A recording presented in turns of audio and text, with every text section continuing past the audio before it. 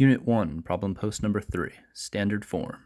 This video's guest of honor will be a fairy with a strange hat.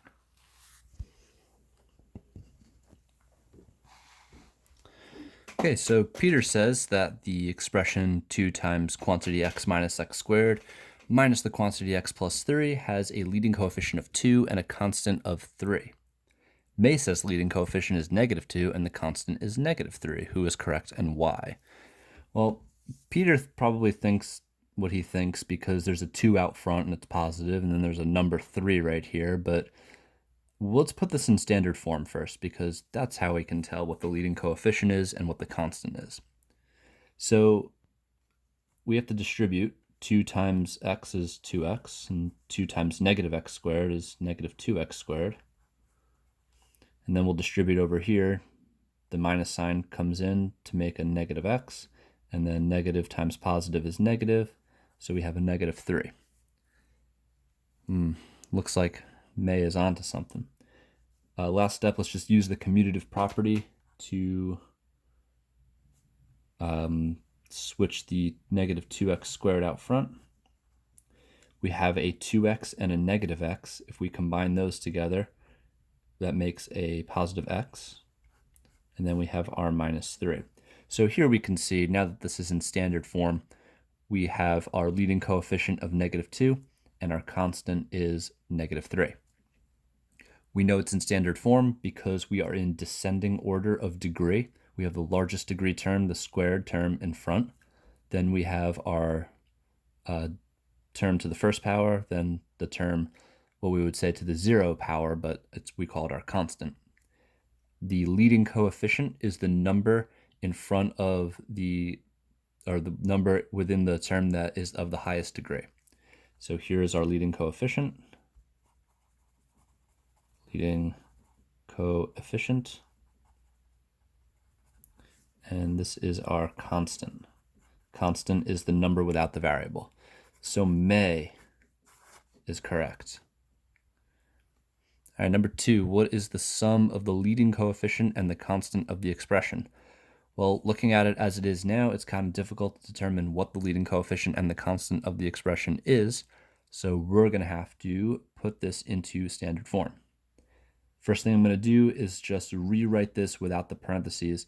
I actually don't even need to distribute anything because there's nothing out front. It's just like a positive 1 out front. And if I put the 1 in, everything is just going to stay the same. So I'll just have negative x squared plus x plus 1, no need for parentheses, plus 2x minus 7 plus 4x squared.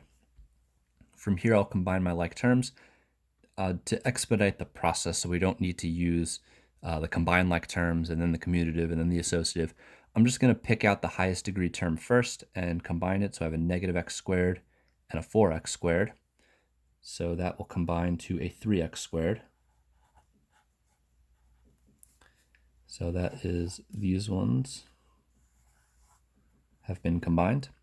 Then I have my x terms, my 2x squared, or my 2x I should say, and my x. Those will combine to make a 3x. Notice that when I'm circling these terms, I'm always keeping the sign in front of them. So now when I do the constants 1 and negative 7, I realize, okay, this is a negative 7 and a 1 that I'm putting together. Negative 7 and 1 make negative 6.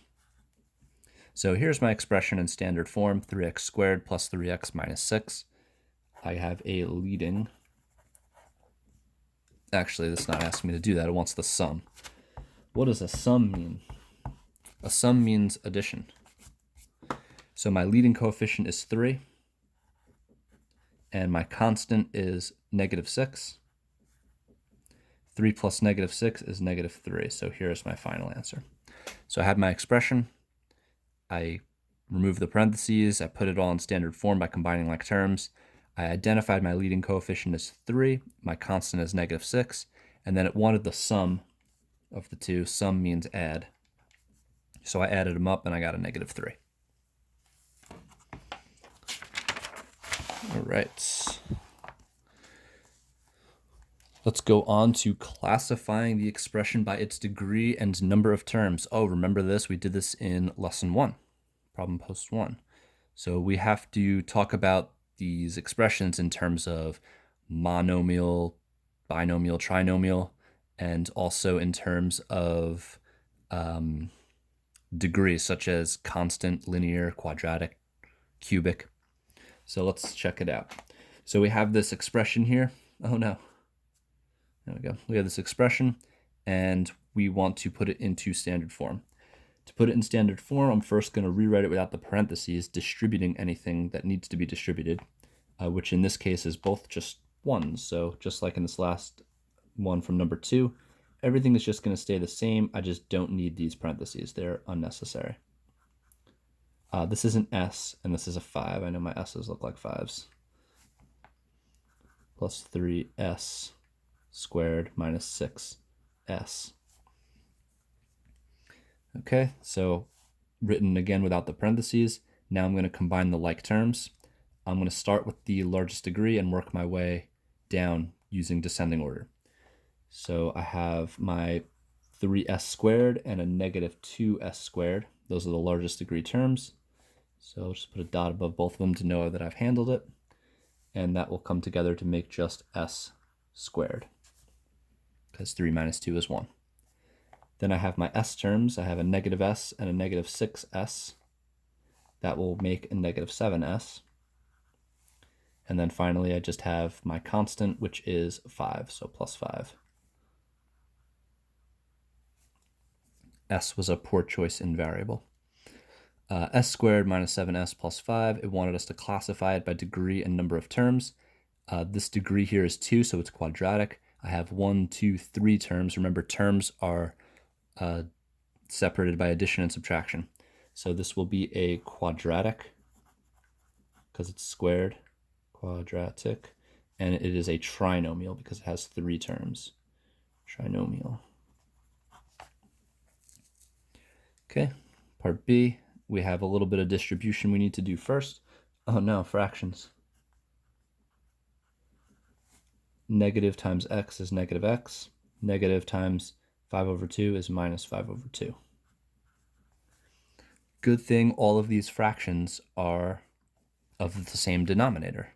Remember, to add or subtract fractions, you need common denominators. Well, actually, in this course, we just get the TI-84 that can do it for us. But in any case, we can do it mentally. Kind of. Well, we have 1/2 x minus x. So there's no number in front of here. Whenever there's nothing written, it's a 1. A 1 as a fraction is a 2 over 2. So 1 minus 2 is negative 1, so this would give me a negative 1/2 x. If that is super confusing, we could always use our calculator, and we know we have the fraction function, alpha f1, enter, and then we can have 1/2 minus 1, and then it gives us our negative 1/2, so pretty much the same math we did. Next, we have a negative 7 over 2 and a negative 5 over 2. Negative 7 minus 5 is negative 12, so that'll give me a negative 12 over 2. And negative 12 divided by 2 is just 6, so minus 6. Again, we can use the calculator for that if we're not comfortable with the fractions. We had a negative 7 over 2, and we subtracted another fraction, which was 5 over 2. Which gives us our negative 6. Okay, so here's our final result. All the like terms have been collected. We see that the largest degree here is 1, and we have 2 terms. So this is a linear, because it's the first degree. And it is a binomial, because we have 2 terms. Binomial. All right, part C. I have some distribution here. I'll leave the 3x plus 7 alone, distribute the negative 2 into the group of parentheses. Negative 2 times 2 is negative 4. Negative 2 times 3x is a minus 6x. 3x and negative 6x makes negative 3x. 7 minus 4 is 3.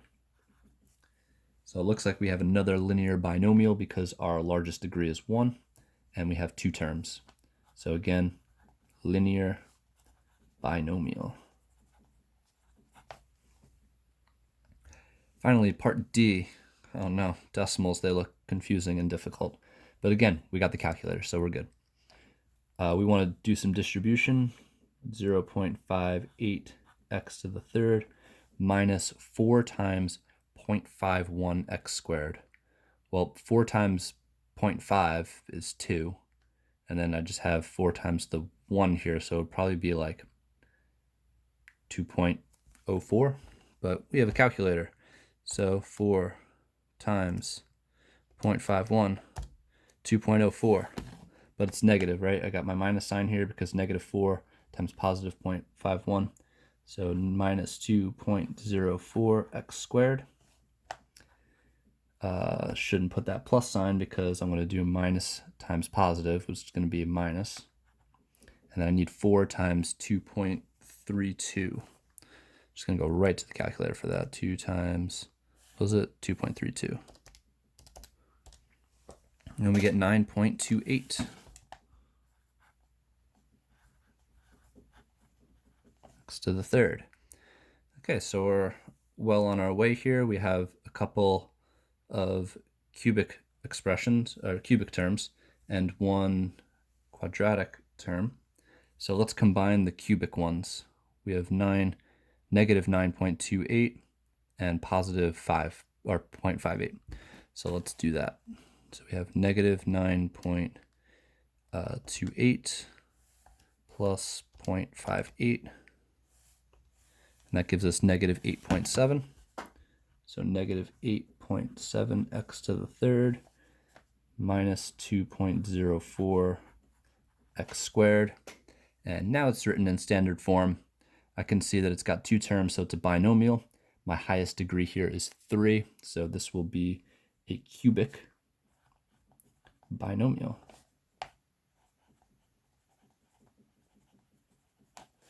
Cubic binomial. All right, that's it for this problem post, so make sure you fill out a post score. Number 1 through 4, assessing your ability to write expressions in standard form and identify the leading coefficient and the constant.